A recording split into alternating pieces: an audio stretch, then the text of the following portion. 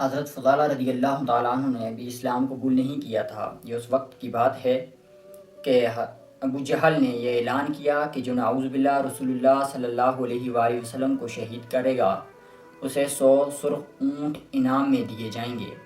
حضرت فضالہ رضی اللہ تعالیٰ عنہ نے یہ پیشکش قبول کی اور کہا کہ میں نعوذ باللہ رسول اللہ صلی اللہ علیہ وآلہ وسلم کو شہید کروں گا اور یہ انعام میں حاصل کروں گا۔ حضرت فضالہ فرماتے ہیں کہ میں عورتوں کا بڑا دل دادا تھا، عورتوں کو بڑا پسند کرتا تھا اور ہر روز ہر رات ایک نئی عورت کے پاس جانا میرا مشغول تھا۔ تو حضرت فضالہ فرماتے ہیں کہ جس عورت کے گھر رات کو میں نے جانا تھا اس عورت کے گھر کے پاس سے گزرا تو اس عورت کو کہا کہ رات کو تیار رہنا، میں بہت مال لے کر آؤں گا۔ تو اس نے اپنے بغل کے نیچے اپنے خنجر اپنی تلوار کو چھپایا اور حضرت فضالہ وہ لے کر کعبۃ اللہ میں تشریف لے گئے۔ کعبۃ اللہ میں رسول اللہ صلی اللہ علیہ وآلہ وسلم تشریف فرما تھے۔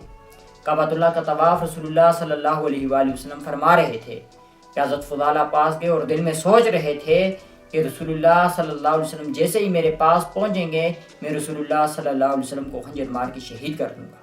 تو رسول اللہ صلی اللہ علیہ وآلہ وسلم نے اپنی نبوت کی آنکھ سے دیکھ لیا کہ حضرت فضالہ کیا سوچ رہے ہیں۔ رسول اللہ صلی اللہ علیہ وسلم حضرت فضالہ کے پاس آئے اور کہا کہ فضالہ کیا سوچ رہے ہو، وہ کام کیوں نہیں کرتے جس کام سے آئے ہو؟ حضرت فضالہ سے خنجر نیچے گر گیا۔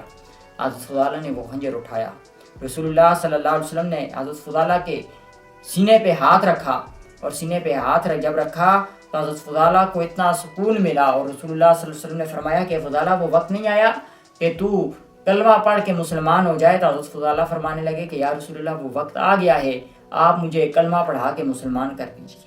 رسول اللہ صلی اللہ علیہ وسلم نے حضرت فضالہ کو کلمہ پڑھایا۔ حضرت فضالہ جانے لگے۔ جب اس عورت کے گھر کے قریب سے گزرے تو عورت اندر سے دیکھ رہی تھی، جب رکے نہیں تو وہ عورت ان کے پیچھے بھاگتی گئی اور ان کے کپڑے کو پکڑ لیا اور کہا کہ فضالہ کیا بات ہے، آج آئے نہیں؟ حضرت فضالہ رونے لگ گیا۔ حضرت فضالہ آج سے پہلے اس عورت نے کبھی حضرت فضالہ کو روتے ہوئے نہیں دیکھا تھا۔ کہا کہ فضالہ کیا بات ہے، کیوں رو رہے ہو؟ کہا کہ میں جس شخصیت کو شہید کرنے گیا تھا اسی شخصیت کا، اسی رسول کا میں کلمہ پڑھ کے مسلمان ہو چکا۔